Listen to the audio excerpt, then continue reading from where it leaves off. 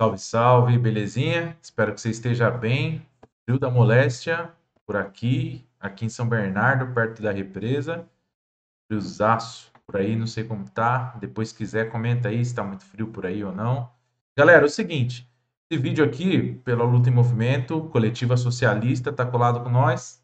Rede social, vai lá, Facebook, Instagram, os nossos, eu e as nossas co-candidatas e co-candidatos estamos fazendo bastante coisa nas redes sociais. Segue a gente aí, TikTok, Insta, Facebook, YouTube. E por enquanto é isso. Nosso grupo no WhatsApp, entra lá também para fortalecer. Eu quero falar aqui um assunto bem sério, gente, muito sério mesmo, que é sobre o fascismo. Eu não gosto de ser muito pautado aí pelo bolsonarismo, pelo fascismo, mas a gente precisa falar de algumas coisas muito seriamente, né? Eu que me propus a trazer esse debate do cristianismo de libertação contra os fascismos e os totalitarismos aí. Então, aproveitar o momento de eleição para fazer esse debate, a gente precisa falar disso. Vamos lá? Veja só, nossa, nossa e sua e minha, né? Infelizmente ou felizmente, primeira dama deu uma declaração bastante infeliz e vamos acompanhar aqui. Podem me chamar de fanática, podem me chamar de louca. Eu vou continuar louvando o nosso Deus. Vou continuar orando agora com a minha intercessora de peso, Zenete Rodrigues. Vamos continuar orando, intercedendo em todos os lugares. Sabe por quê, irmãos? Porque por muitos anos, por muito tempo, aquele lugar foi um lugar consagrado a demônios. Consagrados a demônios, cozinha consagrada a demônios, planalto consagrado a demônios, e hoje consagrado ao Senhor Jesus. Consagrado ao Senhor Jesus. Ali, eu sempre falo e falo para ele, quando eu entro na sala dele e olho para aquela cadeira, eu falo, essa cadeira é do presidente maior, é o rei que governa essa nação.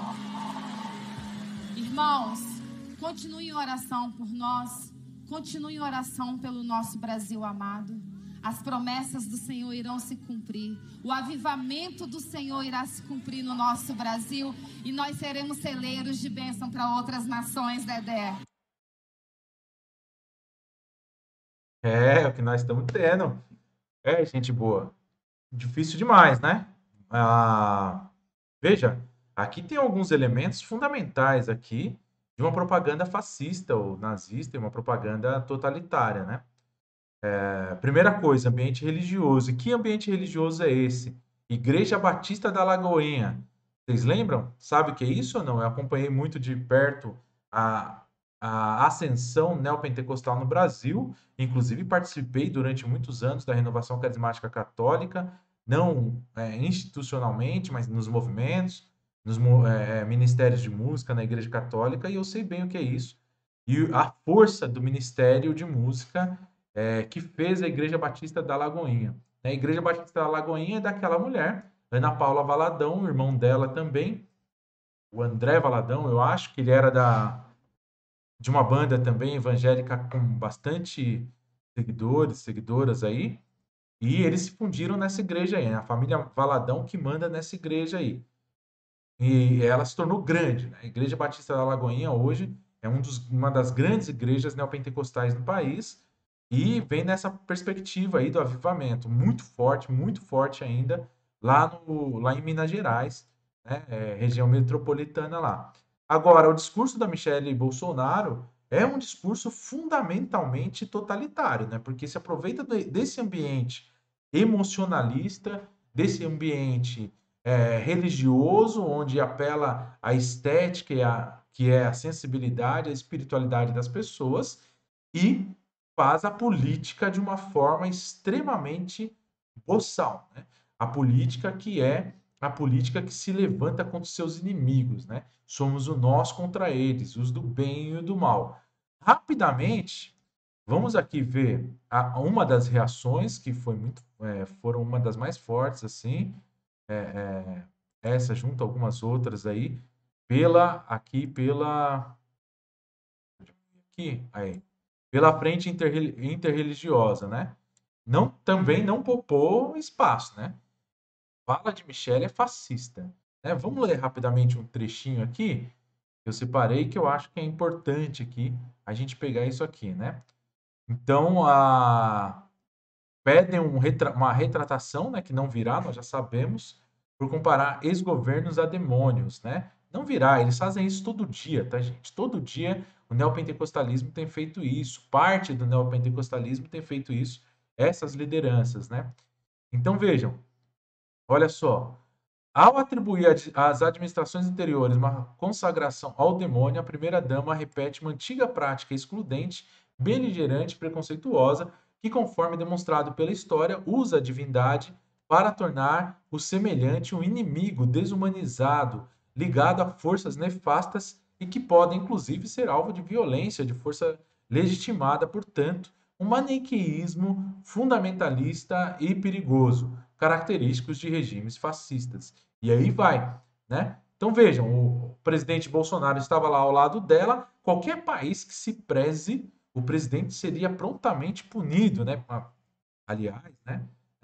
Se esse país se prezasse mesmo, Bolsonaro não era nem político, né? Não teria ficado 30 anos, né? No Legislativo do Rio de Janeiro. Ora, se foram demônios que ocuparam esse espaço antes, minha cara Michele, Bolsonaro e seus enteados aí, sua família, estaria com certeza aí no meio desses demônios aí. Eu não tenho dúvida, né, de que sim, né? Mas não podemos levar esse discurso, né, para não generalizar essas coisas, né? Mas sem sombra de dúvidas, minha cara Michele, né? Se são demônios, né? Lembro do Glauber agora, né? No impeachment da Dilma, Glauber Braga do PSOL dizendo, né? É, sinto o cheiro de enxofre, né? É o enxofre que sustenta a vossa cadeira, falando do Eduardo Cunha, que aliás é político de novo e está lá, apesar de tudo que fez, né? E os Bolsonaros ali tinham uma grande participação no Rio de Janeiro nos esquemas de corrupção que envolveram todos esses ali, né? Então veja, né?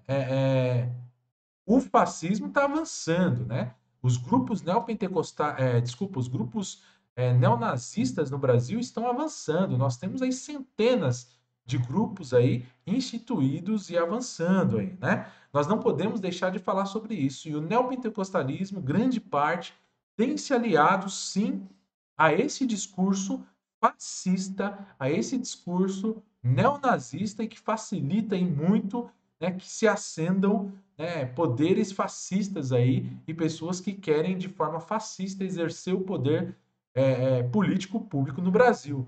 Nós não podemos nos calar e nós que somos cristãos, cristãs, entendemos a importância do cristianismo nesse momento histórico, né? Porque o cristianismo se impõe contra qualquer domínio, contra qualquer opressão de um ser humano contra outro.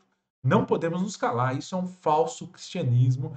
Isso é um cristianismo que está sendo usado com nome de cristianismo, mas apenas para um projeto de poder político, né? Qual Bolsonaro está estritamente aliado, mas também muitos pastores e a Igreja Católica e as igrejas cristãs que prestam ainda, que ainda tem alguma coisa que presta, que dá para tirar alguma coisa ali, já deveriam há muito tempo ter denunciado isso e não fizeram. Tem grande parte de culpa. Precisamos cobrar de pastores, padres, lideranças religiosas que são de fato cristãos e cristãs que denunciem essas práticas e que possam cobrar responsabilidade, inclusive do governo. A igreja tem que pagar imposto, assim como todas as outras instituições. Só essa medida já diminuiria muito aí o número dessas igrejas e mais ainda, além de pagar imposto, deve ainda sim serem acompanhadas e fiscalizadas pelo poder público. Isso não é censura, isso é algo que um país que se preza faz. Pode ver que a Igreja Universal foi expulsa de Angola e de grande parte dos países africanos, aí onde existe minimamente um controle. Na Europa, grande parte dos países, Igreja Universal e essas igrejas neopentecostais aqui não entram. Vamos lembrar que o senhor e a senhora Hernandes foram Bispo Hernandes, foram expulsos dos Estados Unidos, né, e estão sendo processados lá por evasão de divisa, por roubarem dinheiro né? E atravessarem fronteira com muito dinheiro sem declarar. Então, vejam, temos que denunciar cada vez mais, não podemos nos calar, porque esse tipo de pseudo-cristianismo tem feito avançar o fascismo e os totalitarismos no Brasil. Precisamos denunciar.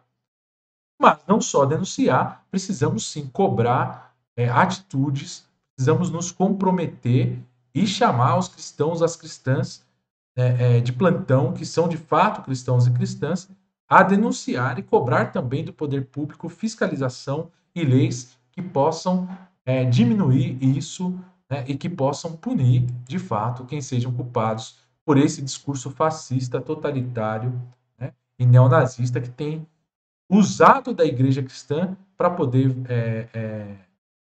crescer. Gente, valeu. É isso por enquanto. Um grande abraço e até mais. Tchau, tchau.